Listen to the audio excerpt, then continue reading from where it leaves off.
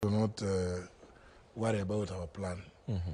And many of us are aware when he talks about Muturi kufanya. Yes. What he has done. Of course, what he has not told people is how much he has looted. So that's part of what he has done. And we will be telling Kenyans with facts and figures, so that Kenyans can know, even as a person says that he's doing this, he's robbing Peter to pay James. So but we have, then Bluetooth should not even worry about what we want. Yeah. The first plan is to take him back to Sugoi, take him home, come 2027. And it's through the ballot. Actually, we are happy now that we have an IEBC. Yeah. And for me, I can only tell the IEBC, make sure that you plan well, working with all stakeholders, build confidence of Kenyans, because if there's no confidence, then you will be hurtling towards, chaos. Do you trust the current commission as has been constituted? For now, I can give them what you would call the benefit of doubt. Okay. Because I see majority of them as people of, people that one can say, yes, these are people you can trust with a major or monumental job as sort of presiding over the nation's general elections. But of course, a lot will depend on how they conduct themselves. If I could give them some free advice, let transparency be the hallmark of their modus operandi. Let carry Kenyans along the way in all the things that you plan to do. If you are going to do procurements of whatever infrastructure for the preparations of the elections, including voter registration, the audit, of course, the audit of the voters register, and ensuring that nobody is left behind. Ensure there is transparency in what you do. And then that way you will carry Kenyans along with you, and levels of confidence will begin building up. Well, you say let there be transparency, and you're saying you're giving them the benefit of the doubt, but you are of the idea that presidential candidates should be receiving instant sort of notification from the polling stations immediately that happens. But then again, when you are asked if you believe there has been some rigging, you say you've never been part of the technical aspect of this. So that therefore means you don't have faith in this commission. Well, no. I can't say that I don't have faith because there's nothing, I never make... Has there been rigging? Well, I've never participated in any form of rigging myself. Okay. And therefore I can't really, speak authoritatively about it. Okay. But I think there is need for them to do what you've just said about results. And remember, in 2022, there was introduced in Parliament an amendment to the Elections Act in Section 39, which talked about the results at the polling stations being final. Yeah. Of course, remember the ones that are announced at the polling station, they are then taken to the constituency tallying center. That announcement there at the constituency tallying center, those in every of the 290 constituencies should be transmitted as they are transmitting to the national, what they call the national tallying center. They should concurrently be provided to each presidential candidate, because they are only 290. It's very, very simple. I appreciate that getting over 45,000 polling results could easily overwhelm people. But the 290, so that there's nothing to hide. Me, I believe in democracy, and there must be transparency. So what is being transmitted to the National Tallying Center for purposes of me just ensuring or checking who has hit the 50+ one, who has attained the 25 the 25% in a majority of the counties. Just that. And making the declaration as provided for in both the Constitution and the Elections Act.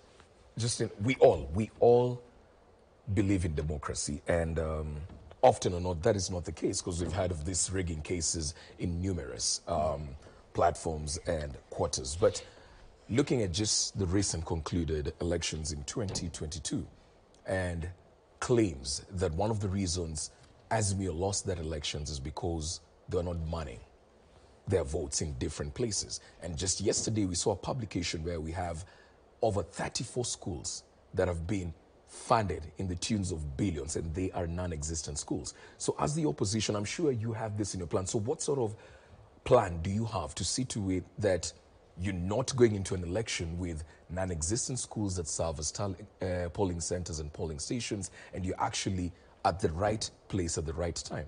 That is where the work is. So the IBC has no business declaring a polling station at a non-existent school. Yeah.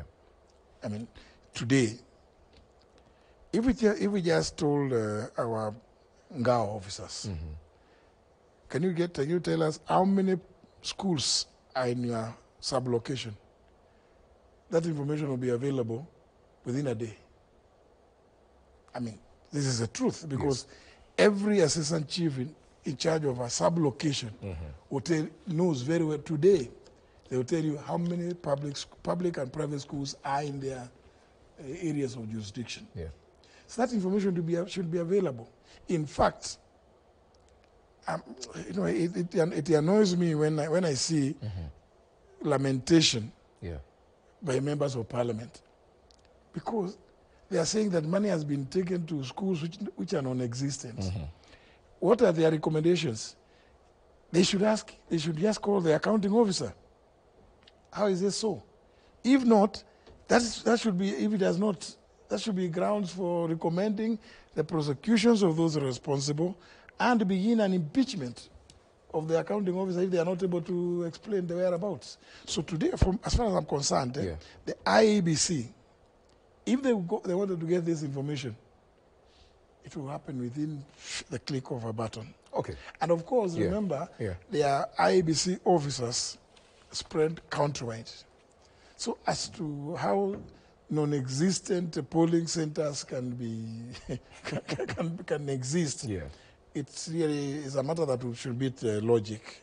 Well, so for me, and that's one of the things I'm saying. Yes. If IBC wants to build the trust and confidence of Kenyans, let them. In fact, this is a matter that they should take up very, very seriously, and print those names of those polling centers well in advance, so that everybody knows many months before the elections that there will be a polling station in that place. All right. Does it exist or does it not exist? Okay. Because there's nowhere in this country where you will declare some center and people will not say, no, we don't have a place like that. All right. So and remember, objections can be raised, and IBC should encourage that. Where the citizenry, in whatever capacities, raise objections to something that they are proposed to do, IBC should address those kind of objections in a timeous manner in order to build the confidence necessary in the process. Of course, there's confidence. We have confidence in IBC to do this. But right now, the IBC has been constituted, and we're looking at the by-elections that are supposed to be done. And I want to make reference to a statement here by the Machakos DG. He says it will be an opportunity for the top leaders to measure their popularity. If you are the president and the candidate you back loses in a by-election, it points to waning political influence. Bere is the place where you hail from. It's going into a by-election. And I know you're prepping to actually clinch this seat. If President Ruto beats you in this seat, what does that speak of your influence from that region? What it means, it will mean that the people trust the president more than they do. Yeah, more than they trust me. Yeah. If he wins, if his candidate wins. Yeah. And I have no qualms about that. You know, they say in Swahili, asiyekubali kushindwa si mshindani. That's let's wait for the IBC to declare the dates of the by-elections. We already ourselves we are very prepared as the opposition. Yeah. And we are waiting for government to come up with their candidates. We will deal with the situation on the ground. Yeah. Because I mean, we are not beginning. This is not something new. We will go, and he will come and explain, or his candidates will come. He likes sending some surrogates around there. They have been moving around there with the empowerment things, but people are just enjoying. The other day, they called several women, and because we're giving, and it's very annoying. You go and give women 1,000 shillings, and you call it empowerment. Yeah. And then the women some of them just walk into the nearby bars and they start shouting one time. Yeah. Enjoying now how the money they are being given as empowerment. Yeah. These are resources, country, taxpayers' resources taken from the consolidated fund through whatever means, either through the president's...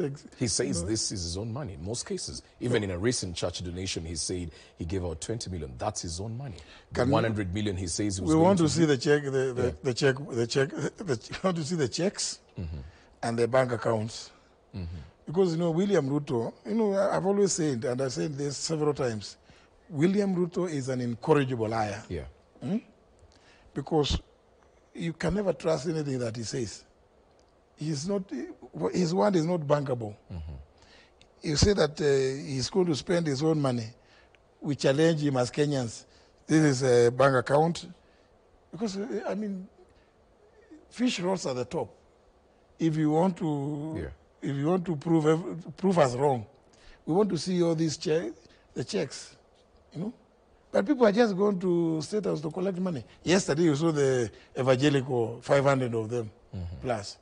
Of course, all they are going to do there is just to collect money.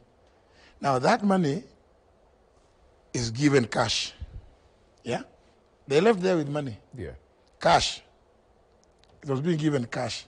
We would want to see which bank account that money came from. Yeah? Which of William Ruto's bank accounts did that money come from? The one that he gives to his deputy and the various members of parliament, you see, ranting around the countryside all over, today, somebody who could not buy themselves, small things. Like what? Who is this you're referring to? I know. Anyway, I don't want to mention specific, but Yes. You have seen them, several of them. Okay. I know them. I mean, many of these young politicians and people, they have found me in politics. Okay. And I've seen them struggling to do very small things. And now they're living large. Today you hear, this weekend he's contributing 500, the other day he's contributing $1 million. I mean, surely. All right, Can they, and I've seen this as a challenge. Yeah. So that Kenyans can begin to have some little bit of confidence. That maybe, can we know what business you do? Can we see the bank, the checkbook? We don't even want to see the bank account. Can we see the checks which we withdrew those monies from your accounts? Okay. Because all right, we want to talk about accountability and transparency. Yeah. And you see, the biggest problem we have in this country is one of governance, mismanagement of public resources. We're getting to that in a few. Let's talk about this DCP and opposition factor right here. Now, Gachagua seems to be resonating with a lot of people. But the argument here, and a question I want to pose to you as opposition leaders, is Gachagua was the very same person who was practicing the politics that you're preaching against just a few months before he was impeached. What sort of work are you looking at in terms of shading that off? And do you think having or fronting Gachagua as one of your front faces is actually hurting the opposition? Because people have that thought in the back of their minds. Well, those of us who have grown, been brought up in the world of faith, we always know that there is something called a Damascus moment. Yeah? Saul becoming Paul. So we cannot hold somebody, we cannot say we will not trust this person merely because of certain previous things that they may have said or done. Who says they have not seen the light? We are then would therefore be now saying no, because you're saying this in the past. We the don't light, think or it's more of rage. It's more of a revenge. He said he mobilized 4 million people. For the president, is going to mobilize 8 million to see that he's out here, and that's his only agenda. One term. Is this somebody who's seen the light? Rigathi Gachagua is actually entitled to his views and his opinions. And I think he is committed to ensuring that, that I can tell you, Rigathi Gachagua is among the leaders in the opposition who is totally committed to ensuring that President William Ruto becomes a one-term president. Yeah? And I think that resonates very well with many Kenyans because of the atrocious things that Ruto has done since assuming office. And some of us, some of us have nothing really to begrudge William Ruto for. It's just that some of us, if you ask me, we began resisting these things while we were still in government. So it's not something that is beginning or is happening because we are out of government. We began resisting. For me, I can tell you for a fact, and William Ruto knows that. He knows. I would tell him, no, I will not do this. Look at what was my reaction. Immediately we were in office. When he began pushing this thing, Arol Kimwarel and the Itare Dams, tried to send people, picking somebody who is not a public servant, somebody called Adil Kawanja, the chairman of Safaricom, board of directors or something like that. He's not a public servant. Leading, a letter comes to me as AG, written by Felix Kosgei, telling me that Adil Kawanja is going to lead a delegation comprising then DPP Nurdin Haji, the then Solicitor General Ken Ogeto, and a few other government servants. I provided them two extra state councils to go and negotiate the Arol Kimwarel with the contractors in Rome. Those contractors were already facing criminal charges here. And then they come and telling me, write it to the DPP to tell him to withdraw the charges. I said, no, the DPP does not require the AG's direction. He knows how to deal with the criminal matters. Now, I knew this William Ruto was pushing that agenda. And I knew, I had read the files and seen the country had lost over 38 billion. It was still unaccounted for. I want the Auditor General to go to, one of these days, they're going to produce a report. They said that it has been renegotiated. I refused severally. I was told to go to Rome. I say, no, I don't want to get involved in this thing. It is too dirty. At the end of the day, and I would want them to go and produce even the records. What is writing? I refuse to sign any of those things. Instead, they put the Solicitor General there. Let me just as we wind down, there's this quest to see an alternative to Kenya Kwanza. And right now, the picture is that we do not have a serious sort of opposition and the face of opposition.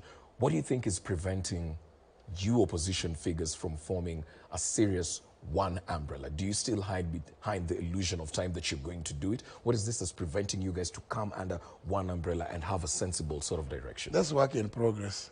In fact, I would want to tell anybody who has those concerns that hold your horses. And you know what is called serious? I don't know what is serious opposition. Because sooner than later, Kenyans are going to see that we are very serious in our commitments and desires to see William Ruto go home. And actually to reset Kenya. To reset Kenya. Do you think... Because for me, the issue of governance, constitutionalism is very important. Because we cannot have public offices being utilized as if they are private enterprises. Mheshimiwa, do you think personality politics is hurting the opposition? Matiang'i is saying this, Martha Karua is saying this, everybody's saying this. Do you think personality politics is hurting? No, they're not saying anything different. all of us are saying one thing: restore good governance, the rule of law, constitutionalism, accountability, and transparency. I doubt that any one of us is saying anything outside of that. Okay. And the net effect of doing that, all that, telling Kenyans what is wrong with the current administration, Yeah. is our responsibility as people in the opposition. Okay. That is the responsibility of anybody in the opposition. Okay. Pointing out the shortcomings and the ills of any existing administration. Yeah. That is our responsibility. As to the plans after that, that is our business. Okay. And sooner than later, Kenyans will see for Yeah. themselves that actually we meant business. And I think nobody, in fact, I'm very happy when William Ruto was saying, oh, hakuna hata hana plan. Na namwambia vizuri, plan iko ya kukupeleka nyumbani. That's a big, hiyo ni kazi mzuri. Okay. For me, Yeah.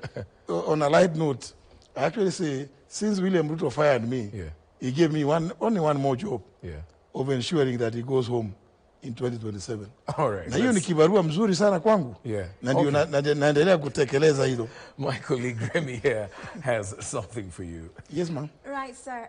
One of the perspectives you've mentioned is about opposition politics. So I want to get your perspective on the candidature of former CJ Maraga and his funding, perspective on his campaign. What's your take on that? Well, I think every Kenyan who meets the qualifications and under the Leadership and Integrity Act, and then remember, presidential candidates, the qualifications are the same as those for a member of parliament, as provided for in Article 99 of the Constitution. So, CJ Emeritus David Maraga, I think he meets the billing. Yeah. Of course, and it is his constitutional right to vie for any office he desires to. And the funding model that he's, Do you think it's What going to using come to through? fund He his says campaign. he's What going is his to funding model? crowd fund, yes. and he's going to raise probably 1 or 2 million shillings of his own Self-funding, money. yeah. Then the rest comes from the people. Is that a practical way to approach Well, this? I'll leave that to the judgment of Kenyans, and I think I cannot begrudge Yeah. his Funding proposal model. Okay. Okay. that he raises funds that way. By the way, it's not a bad thing. Okay. It's not a bad thing for Kenyans to fund. In fact, what he proposes is, remember, it's a model that Obama used. Yes. Yes, he does. Okay. Yeah. It's so that Right. no one particular group feels that they own the leadership that they put into office. Okay. So that if we have everybody feeling that they own, and you who's been put into office, knowing that you are in the office through that collective effort Okay. of millions of Kenyans, All right. so that you know you are there to serve, All right. not to self-aggrandize. Okay, thank Right, you very yeah. much, Justin. And you had it from him right there, Alan Owino. And I'm Remy Majala, and coming up shortly is Vibe Check. We're telling you all you need to know about insurance with the director of the Insurance Regulatory Board of Kenya. Do stay with us.